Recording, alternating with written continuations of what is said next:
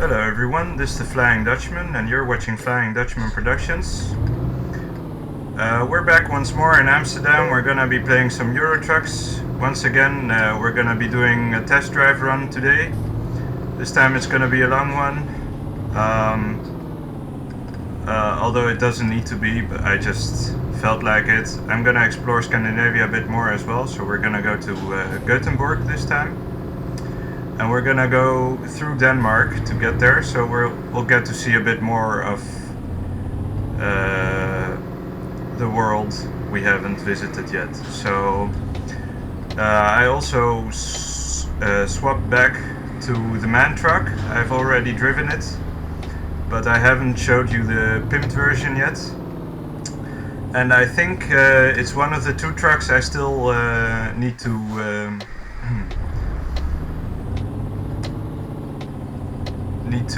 get into, or need to finish the kilometers with, because apparently last couple of videos I drove another Iveco Stralis, and I think this one I haven't finished all the kilometers with yet, as well as the other Renault.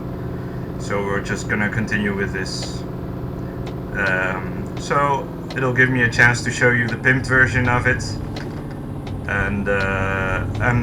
and another chance to see a bit of Denmark and some more of Sweden. So I hope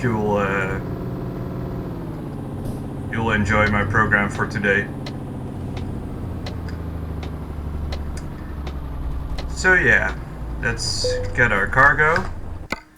Let's see, Göteborg. Huh, Bruno. Well, we've been to Brno before and used packaging, so let's take this job. Let's turn on our hazard lights. It's this one. Let's get nice and in front of it. There you go.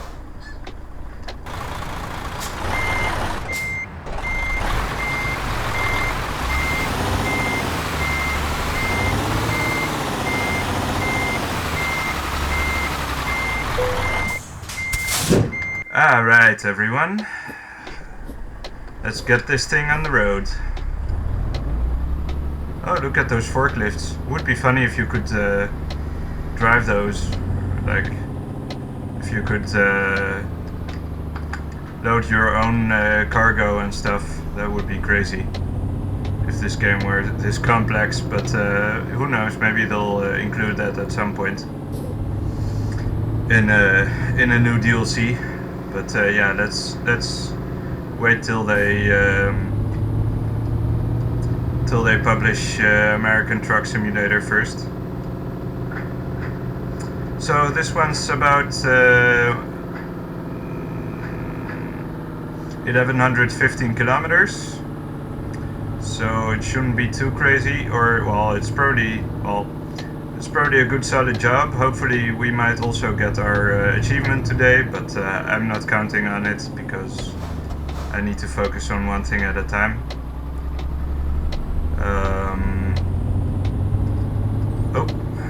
Oh shit. Come on, pass me by. There you go. What an asshole.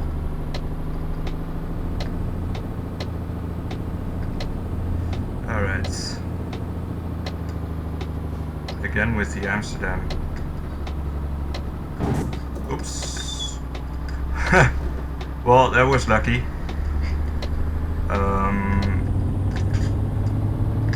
Well, yeah, that was lucky. I'm gonna count my blessings here.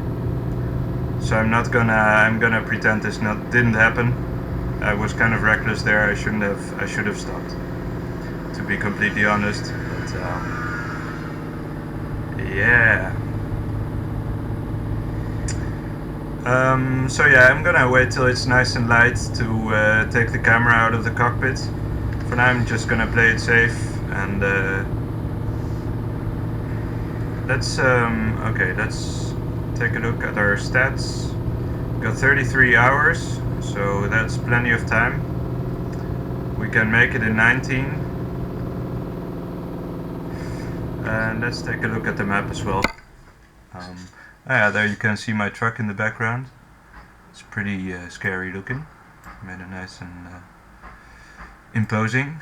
So we're gonna go through Osnabrück, as you can see. Bremen, Hamburg, past Kiel. I'm not sure how this works. Oh, so I don't even need to... that's good. So yeah, I'm gonna take the ship up in Denmark, in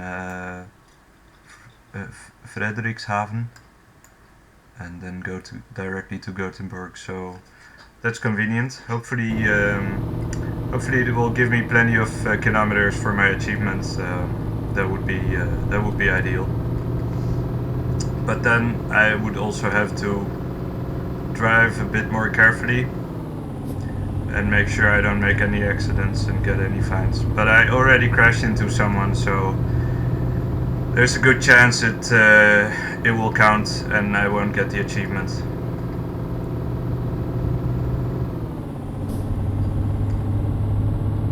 So yeah, let's speed up a little bit. Slowly but surely. Oh shit. Whole truck passing me by again. Well, this one doesn't have any cargo, so that's a plus. So yeah, it's been a while since I played, so... Oh well, you know, I think I'm now just gonna play once a week, because it's a lot of work to concentrate on, and yeah, since I'm in no hurry anymore, I'm just gonna take it easy and just play a bit to get my mind off things. Because yeah, I've got plenty on my plate at the moment. Yesterday morning I had a talk with my thesis advisor. It went pretty smoothly, although, we did find some middle ground somehow. I think he reviewed my first version of my thesis. He wasn't entirely satisfied. He had a bunch of critique I still have to work through. So I made a start today. So we found plenty of middle ground somehow, and I do think I came closer to a solution to how I wanna present it. So that's gonna be interesting. So yeah, so I made a start today. The first part, I'm gonna cut out a piece of text, or at least that was our decision, but I'm not sure if that's gonna be possible after all. So I'm gonna have to find a way to kind of summarize it and shorten it up or something like that. I still need to get rid of about 500 words or something, so that's gonna be kind of a pain as well. Because yeah, I've invested a lot into all these paragraphs, and I do think they're important for what I'm trying to say, so I hope it won't, well, yeah. I don't want to be careful about that.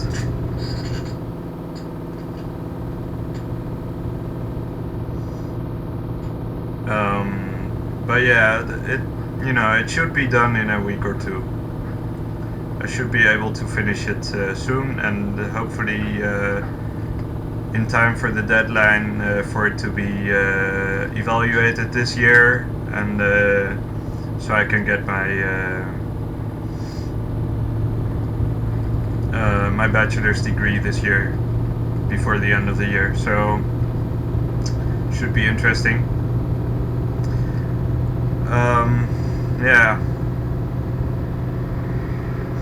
On the other hand, I'm still in a kind of a financial pickle.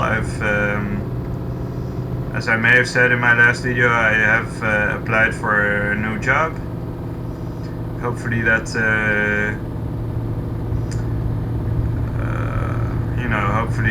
that turns out to be something, because, well, I'm afraid on the other hand that there's going to be a lot of applicants, and I'm not sure if I'm gonna get a chance, but I'm gonna do my best, obviously. But I just don't know in how much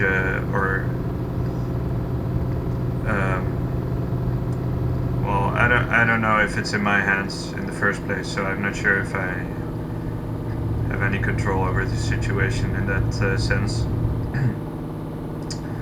But yeah, you know, it's for the American Book Center. I've been you know, I've been kind of a steady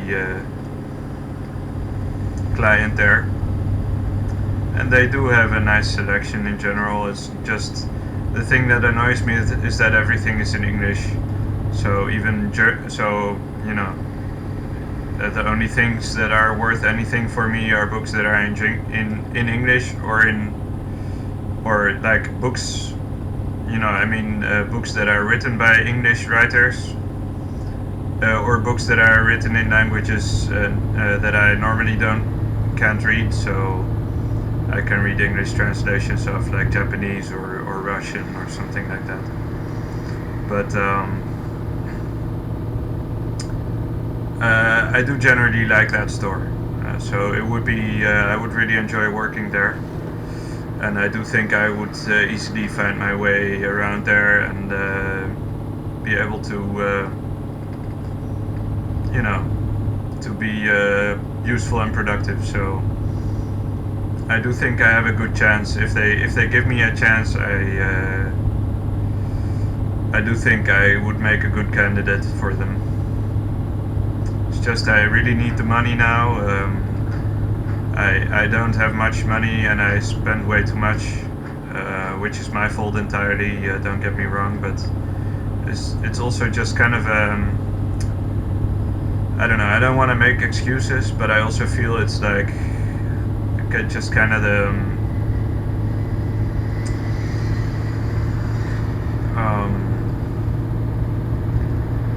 you know, I just kind of get nervous, or I don't know if that's the I don't know, I just get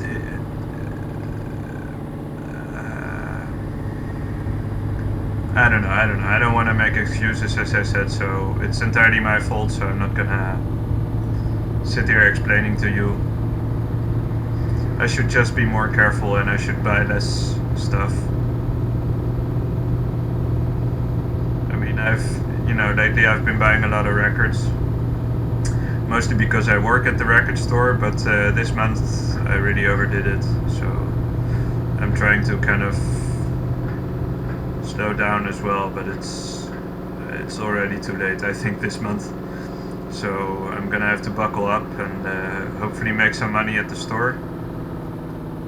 Some cash at least, and get through the month, and hopefully next month I'll have a new job, because they're looking for, because it's for by the start of July. So let's make a nice picture here. I think I like the kind of the dusk, so let's see if that works.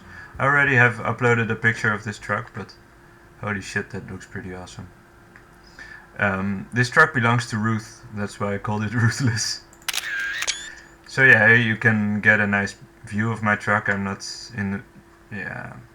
not really in the mood to, well, we'll see, but it actually looks pretty nice, like this. Maybe I'll make another one.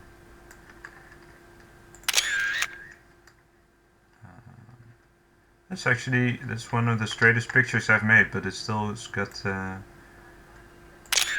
got something. Gotta admit.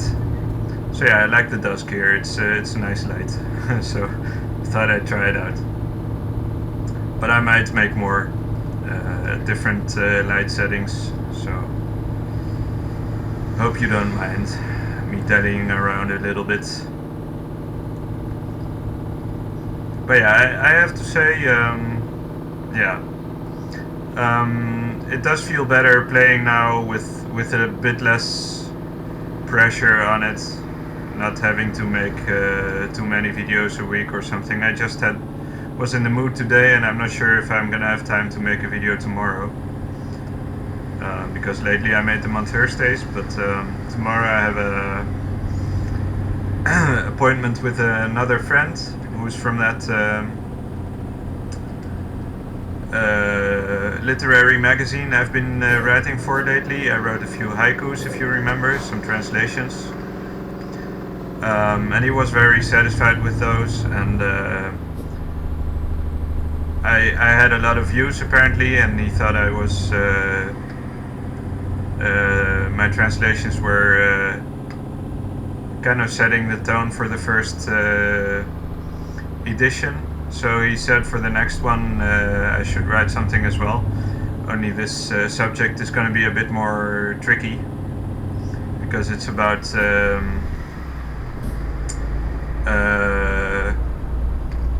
well, they called it cryptophilie, which means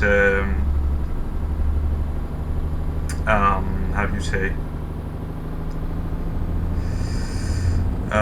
You know,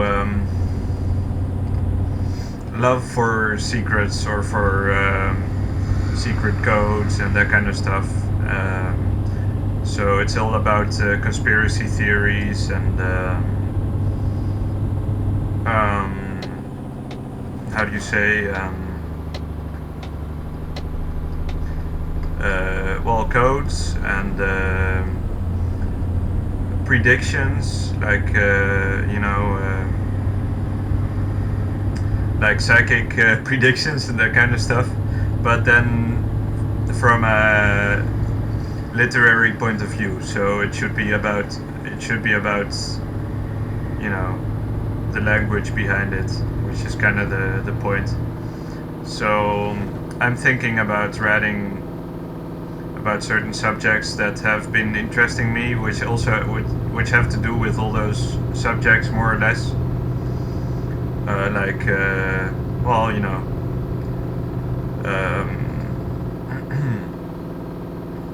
I can't get the word. There was a fourth subject that I hadn't mentioned yet. You know, oh well, I can't remember. But you know, I have a story to tell, and I told him that, but I just don't know how to tell it yet. And it has to do with, well, it has both to do with conspiracy theories as well as with secrets and stuff, obviously. And I've tried to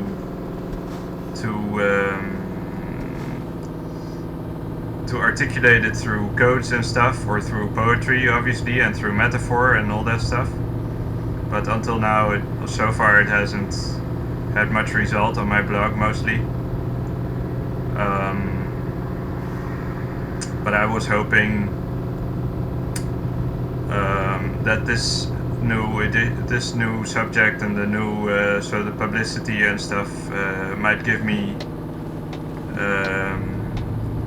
some new impetus to find a new way to express it, so to tell my story.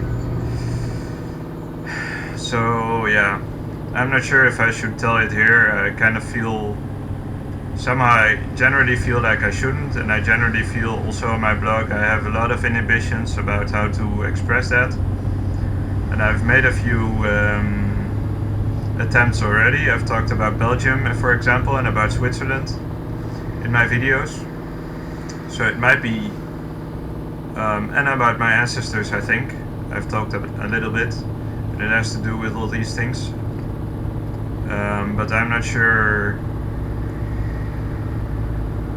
Yeah, I'm not sure if I should divulge it all here. So there might be a time, or there might be, I don't know. You know, if it doesn't come automatically, then I'm not gonna risk it. That's kind of the point.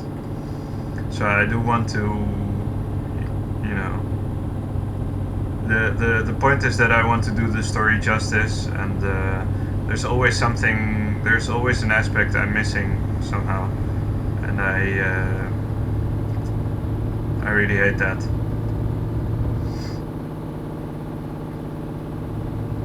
But it has to do with all those things. So it has to do with my ancestors. So my Dutch ancestors were counts, the counts of Kuuk in the Middle Ages. And Kuuk is It's a little village here in the Netherlands, a little town, and it has existed since the Middle Ages. But at some point, our clan, you could say,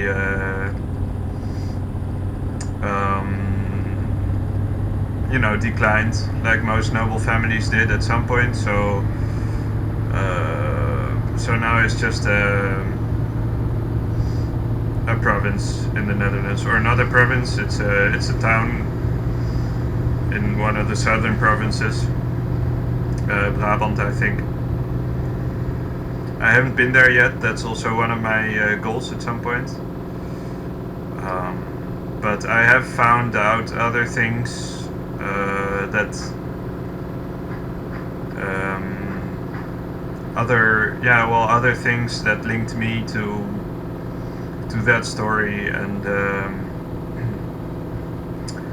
that got me worked up for a long time, and it hasn't had any results so far, and I don't think it's gonna have any results anymore, I'm afraid. So I think all I have left is this story, you know, and I'm thinking of, I need to expand on it, and I think I need to create kind of a new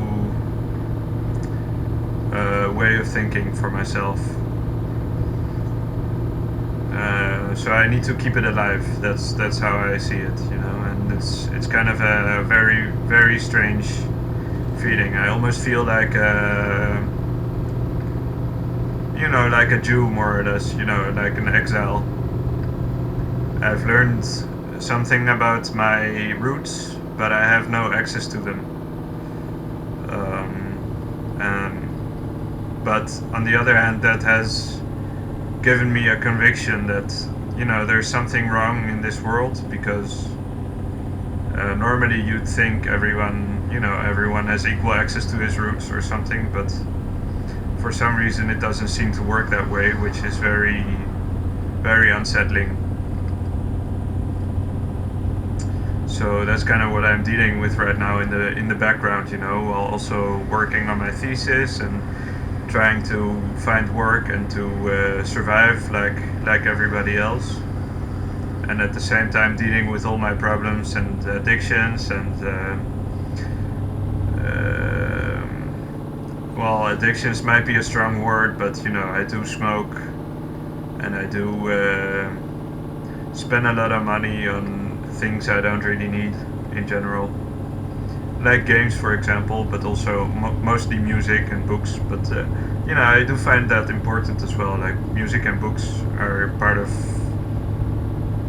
you know, I don't know. I'm not saying I should buy, you know, every last important album there is, but I do think I've always wanted to keep up with everything and know as much as possible about these things. So especially books and music, and I'm the kind of person who does focus on the important stuff, or on the classics, you know, as far as I can understand them, you know, or as far as I can judge that it's essential for me to have or to be aware of, or to you know. But on the other hand, it is kind of in vain, or kind of futile, you know. I mean, I can know all that music, I could download it for the same, you know, for much less. Let's see, let's try making another picture. Will be maybe with a few more colors. Another one of those. Well, I'm gonna have to decide which one I like most. I should turn off the lights as well. Look at that, I really like that combination, see, like green and red. I combined them here. Or kind of turquoise, I think I combined with red. Kind of like a dragon or something, you know, those weird skills and stuff. I really like that. I got my precious achievement for this one.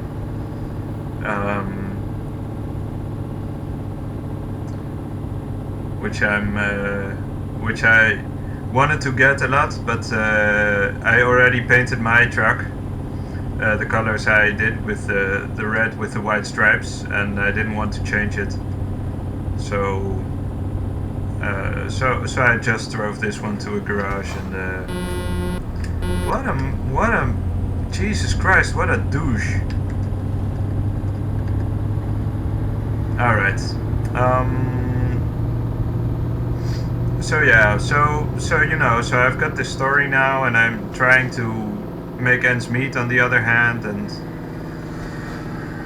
but at the same time, I do need to keep that kind of, you know, it's just a source of inspiration somehow, and it is connected with so many other things that bother me, or that interest me, or that fascinate me, you know, something like that. So like I told you, for example, the story about Holland and Belgium, you know, which both are two sides of the same coin, which is called the Netherlands, or the Low Countries, if you will. There's two Low Countries. That's kind of the the crux, and they're in fact they're one country, or they're one culture. You know, they speak the same language, and they understand each other in general, and they do have more of an emphasis with each other, with working together rather than with other countries, because it's just logical for the same reasons I mentioned.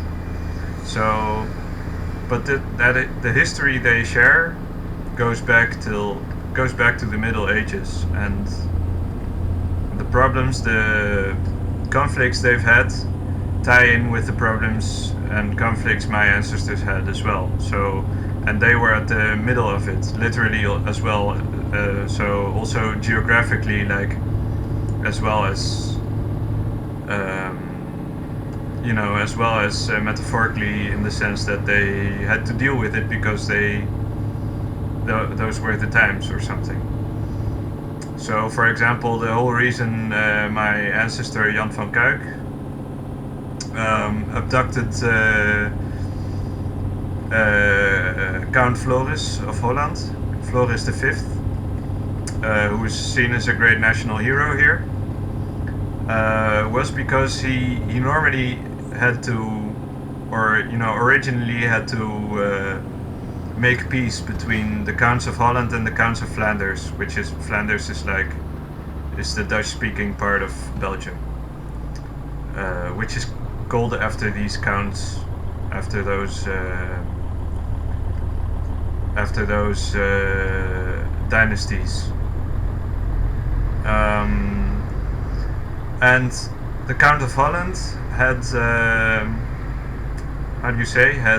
betrayed their trust, the trust of the other aristocrats, of his allies, by allying himself with King Philippe le Bel of France, who was, by the way, the same king who persecuted the Templars, which also ties in with the foundation of Switzerland. You know, it's the same period. It's really crazy. It's 12. So it's the 13th century, end of the 13th century, 1292 or something.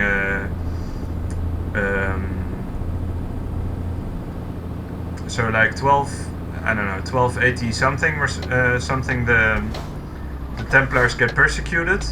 Well, whatever. Sorry about this.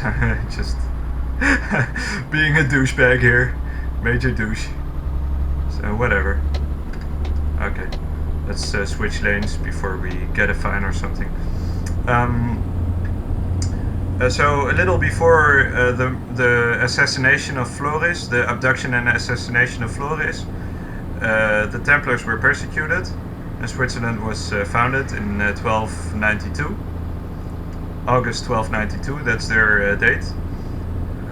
They celebrate it every year, and in 1296 Floris got abducted, a little later, and it was the same king who was behind it, or no, it was the same king who, well, it was so he allied himself with the King of France and betrayed the trust of the other royals, especially of the King of England at that time.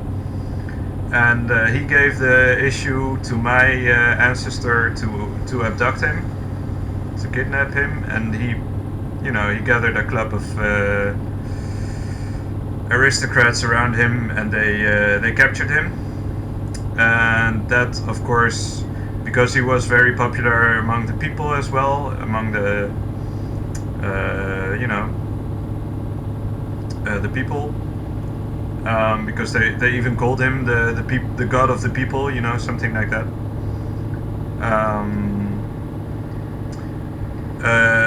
Of course, the whole thing, because of that, the whole thing ran out of hand, and in the end he got killed. Not even by my ancestor, it was a certain other count or something, I don't remember his name. Okay, we're gonna stop for a nap at some point, or at the next gas station.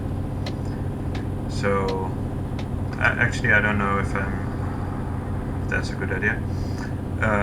But stopping there is definitely a good idea, so. So what was I saying? So yeah, so he got killed at some point by one of the other aristocrats, and then the whole he was held at the castle first, and it got besieged by some other allies of his, and in the end, when they killed him, even my ancestor sent some of his troops to the castle to invade it. So it was one big mess of a situation, and nobody came out a winner in the end, obviously. But for some reason the Dutch still, or well, in certain sense for obvious reasons, the Dutch still remember Floris as a hero, even though he was, you know, he didn't, you know, technically he was a traitor. And I may be using a far too heavy word, but he, you know, he had other plans, and he had an agenda. He had a different reason for doing the things he did, and on the one hand it may be understandable, but on the other hand it was the reaction he got was also understandable. So, big mess. I don't know why I started about that, so I hope you don't mind me rambling about this. Or I don't know why I started about it, but I mean, I don't know where I wanted to end up now. But you know, my ancestors, for that reason, obviously went in decline, and they were vilified. And he wasn't even the first one. They had a whole feud with the Hollands, and they killed about 3 counts, all with the same name, all Floris, which is also very, very conspicuous if you think about it. I don't know where that is. So they might be, you know, they might be at fault, definitely. Might have been.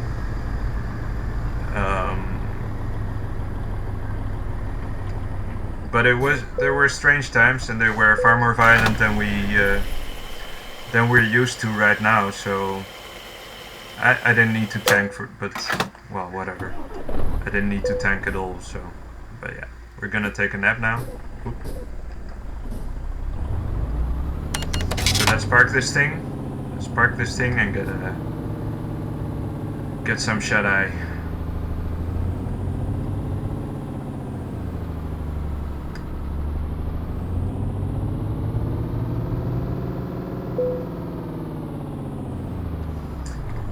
Alright, so good night everybody, and I'll see you on the other side.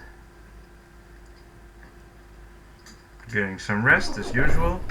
Let's turn on the lights a bit more.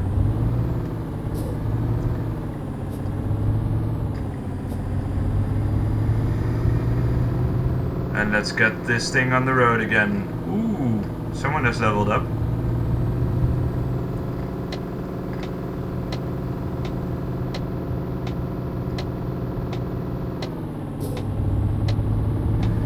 Please let me pass. Okay, thank you. So yeah, so that's my story somehow, but oh shit. Oh shit. Okay, let's not panic. Let's get in there nice and careful. Alright, alright. Alright everyone, Jesus Christ. That was risky. Whew. Sorry about that. So yeah, but you know, so that was kind of the history. I started out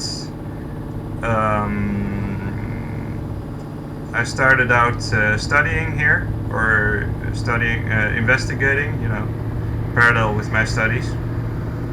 But on the other hand, at some point I also got a kind of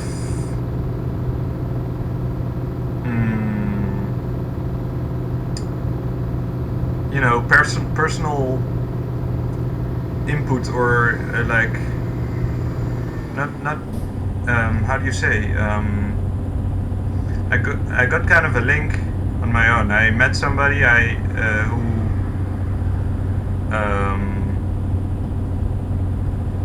who was also related to this whole story. I mean, like in the long run, on the long term, at a far later stage of history, there was another family that bought up a piece of land that used to belong to my ancestors, and that's where I want to end up at some point, because my ancestors, after the death of the first Floris, of the three,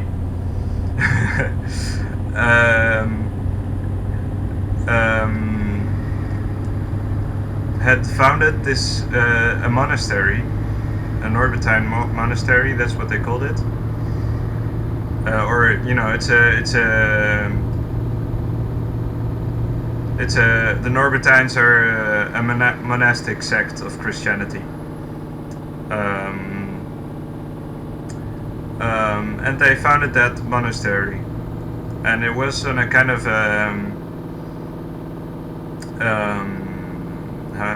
on kind of dangerous ground, because it was surrounded by water, but at the same time it was kind of flat country, and there were no natural, it was kind of a swampland, so there was no protection, and it got robbed a lot, and plundered a lot, and burnt down and rebuilt a lot. But my ancestors invested a lot into that place. It was kind of the centerpiece of their dynasty, of their how do you say, of their fiefdom, you know. And well, it was probably the only place they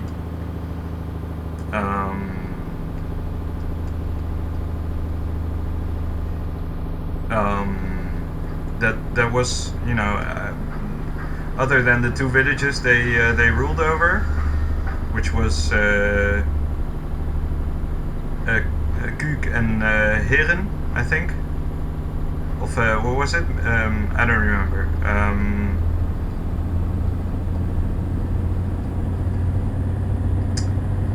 But it was like each generation made gifts to that monastery. So it didn't really belong to them. They made it for other reasons. They made it for they founded it for religious reasons, because they wanted a place to atone for their crimes. That was what it came down to, because they had the nuns there pray for Floris' soul. Also generations long, and probably for each Floris that fell, they made a new pact with the monastery, in that sense, or a new, you know, whatever. And they kept investing in that place, and at some point, of course, they went into decline, and they had to sell it, and it became a heerlijkheid, as they call it now, which is a realm, more or less. So it was sold to another family, and now it's still the descendants of that family still rule that place, or still have that place, still own it, and make a whole lot of money out of it, because they Let's see how far we got. We're already crossing the border here with Denmark. Wow, look at that. Jesus Christ, I didn't even notice. Well, whatever. And they're, you know, they're pretty damn rich off of it, you know, and I find that very, I don't know, I find that, on the one hand, I have no right, obviously it doesn't belong to us anymore, and I have no right to criticize them or whatever. They have every right to make money off of the land, or to, you know, produce goods and sell them. But, you know, my ancestors never made a dime off of it. They only invested into it, and they wanted it to be, you know, it was a holy place. That's how I think they viewed it, you know. And I, you know, I met one of those descendants, and I fell really hard for her. So yeah, if you can imagine, you can probably already imagine what my story entails by now. So I wasted like 2 years kind of chasing after her, and it didn't work out, obviously. And I wasted all my time. I lost my my students' fund for that, and all that good stuff. And, you know, now I'm kind of trying to rebuild, I guess.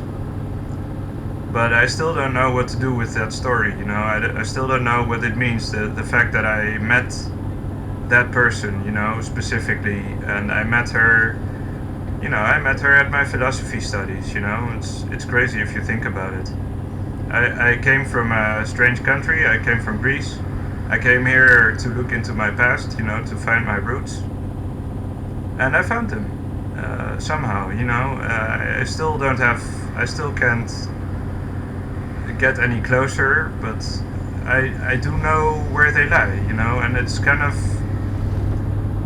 I can't fathom it. I can't ignore it. I can't express it. I'm afraid if I talk about it, I'm afraid I'm gonna, you know, I'm afraid to offend people. Because that's not my intention, you know. I just want to return things to a state of harmony, you know. I just want to create harmony in the world. I just want to find my place in the world, and that way spread happiness, you know, the way I understand it. And I might not be perfect, and I still have my flaws, and I'm still rough around the edges and whatever, but I don't deserve to be teased like that, you know, to just have this whole history, something so valuable and stuff, and just be ignored like all that doesn't matter. So, and I do believe I need to fight for that. So maybe, you know, maybe it's gonna be through videos, maybe I'm gonna write about it. I just, and maybe, you know, maybe someday a solution will come. Maybe there are other people who you know, who have the same background and who think more like me. But I don't know. For now, I feel pretty lost, you know. And I know for a part it's my fault, but you know, I can't blame myself for losing my head in this, you know. I was ecstatic when I found out what I found out, you know. It was larger than life. It gave my life a new kind of spin and a new meaning, and now I lost that again.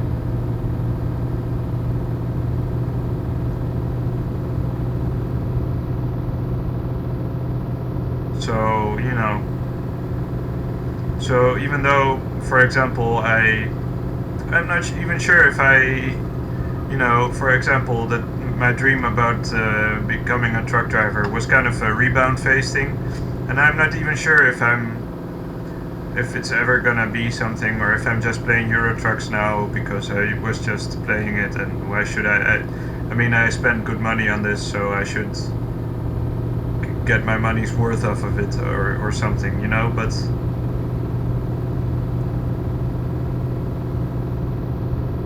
I wish, you know, I just wish it wouldn't even be, those doubts wouldn't even be necessary, you know. If I had just found my place, I could have done everything. I could have done anything I wanted, you know. I could have, and I'm not talking money-wise or something necessarily, but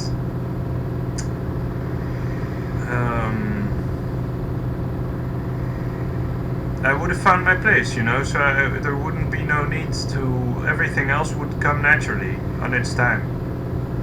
And right now I don't, you know, I don't know how much time I got. If I have time, on the one hand I feel like I've all the time in the world, since nothing matters anyway anymore. But on the other hand, everything, you know, I feel like my time is short, and that I have to make the most of it now, because, you know, if things aren't going, and I'm not talking just about me right now, you know, I think, because things like, you know, I'm also Greek, you know, so Greece also plays a role in that. My you know, running out of money, I'm running out of money, my family, I'm almost bankrupting my family. I feel very bad about that right now. I have to ask help from other people. I have to, you know, and at the same time I'm trying to get independent and get, you know, get myself to work, and, you know, I do the best I can, but I still don't make anything out of it. I don't, and I you know, I get the feeling, so I get the feeling it's not just me as well. It's, you know, we also have the crisis. It's a global thing as well, you know. So time is running out.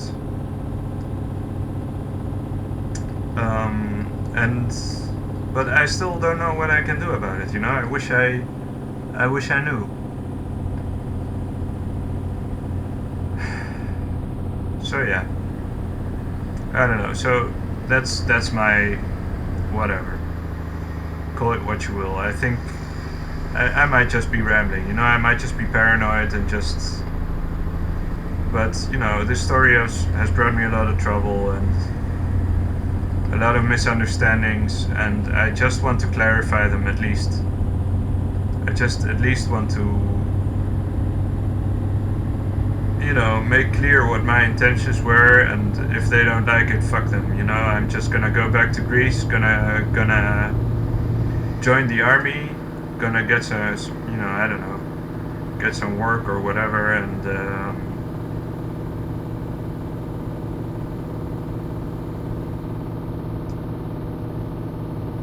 well, whatever, you know, seriously. It's not like I care anymore. In my life, you know, as I said, if all this is not true, if this story is meaningless, then my life has no meaning. So I'm not, and I'm not gonna be butthurt about it. I don't care. I mean, if it's really that way, if it's gonna have to be that way, then that's gonna be my sacrifice, you know. I'm not gonna overreact. I'm not gonna get, or as far as, you know, insofar as I have control of it, I'm not gonna get depressed or whatever. I'm not gonna kill myself over it.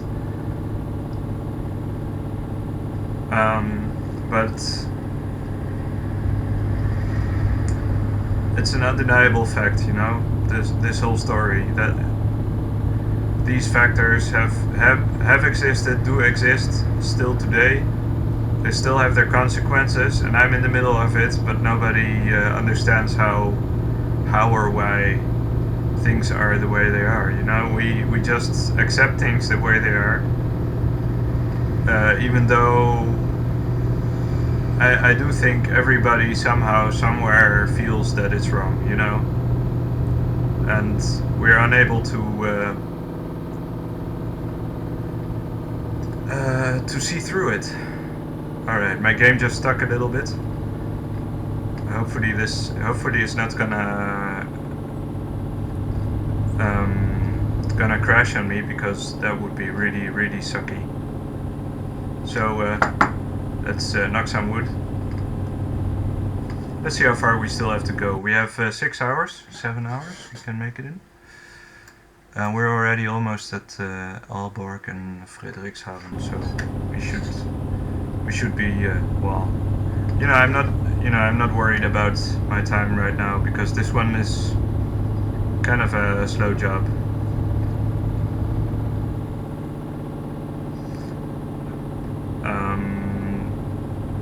So I don't need to hurry too much, but and once we cross the water, we have more or less already arrived, so yeah, no worries. So yeah, there's a whole history in this country that's just buried and forgotten, and sometimes I feel like I'm the only one who sees it, and I don't know what to do with it. I would like to inform people about it, but once you've told, you can't, I don't know, unless you have the means to do something about it, it's no use informing people, or it is of some use, and you can talk about it and see how they stand on it, and I do that for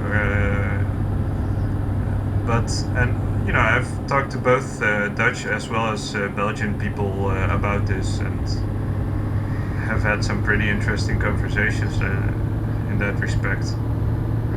And I'm pretty sure I'm gonna have more, because I can't avoid it, But or at least as long as the conditions are favorable for a discussion like that, I'm not gonna avoid it. Let's keep it at that.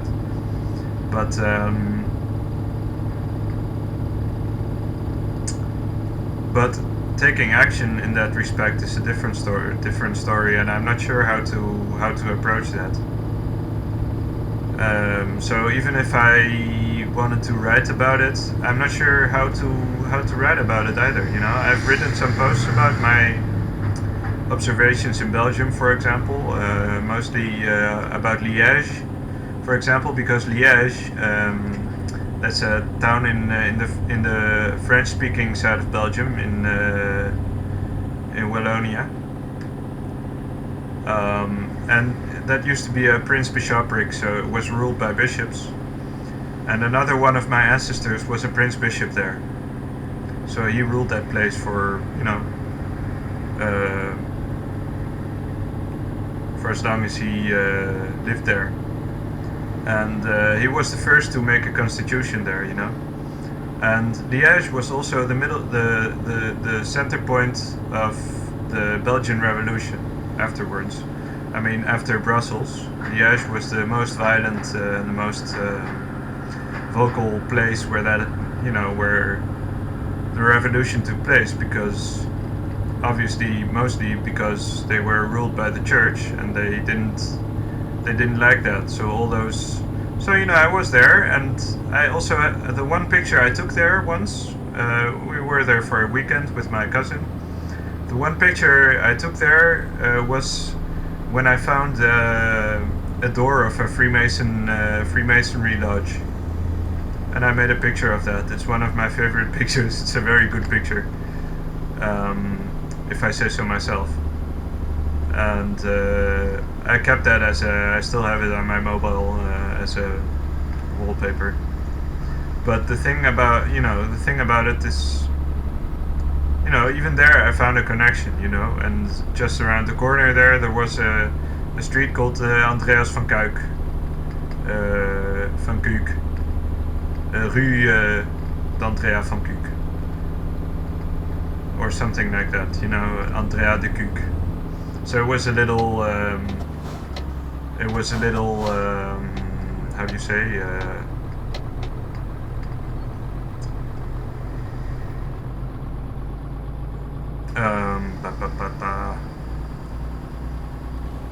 I don't remember the word. Again, that's what you get when you're not a native speaker. You know, it was a little street, whatever. A little alleyway, that was it, alleyway. So, nothing special, obviously. They wouldn't do too much trouble for one of their prince bishops. Oh, thanks. That's very nice. Wow. Okay. Well, we've got lots of... Oh, come on. There you go. Ooh.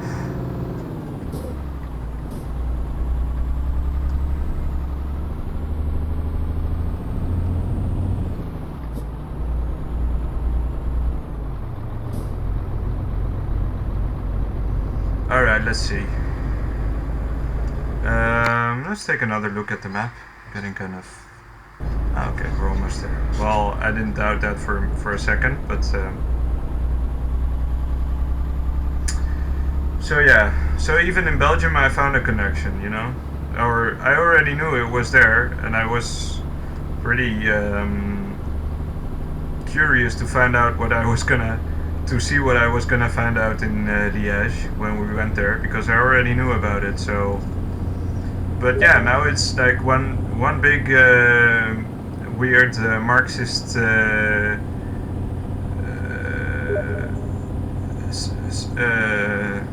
cesspool, you know? It's really scary now. Like the Citadel where the prince bishops used to do their work, or used to live, I guess, or used to rule, has now turned into a hospital, which on the one hand, you know, is a good thing, but you can see the fact that social care has taken the place of religion there, you know, and that people just don't care about their health anymore. They just go out and break their legs and live recklessly, waste all their money, and because nobody I've seen there pays in cash, for example, you know, they'll pay, I don't know how they do it, you know, it's really weird. So, it's a really strange place, you know, and there I really felt the consequences of what happened so long ago, like in the Middle Ages, and the consequences that had, for example, in the Belgian Revolution, or generally in the humanist revolutions around the world and all that stuff. Frederikshavn. Okay.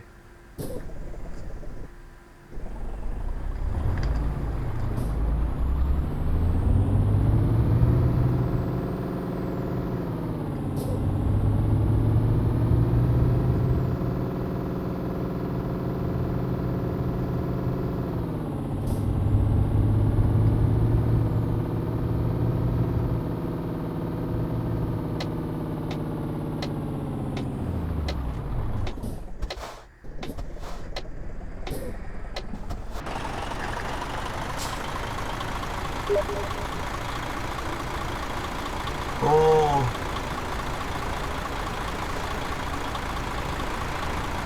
Okay, people are starting to talk to me. I'm probably gonna start gaming with my brother and with Drowsy D. I'm gonna be playing some Chivalry if you haven't seen it in the corner. But I first I wanna finish this video, so I hope nobody minds. Wait, no, that's not it. It's the next one.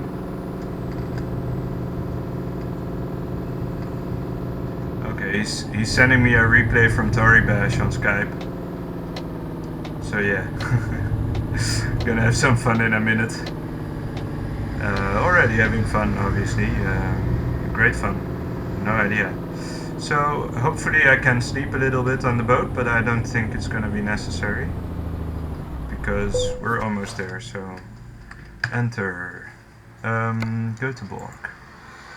Yes, embark. Alright everyone.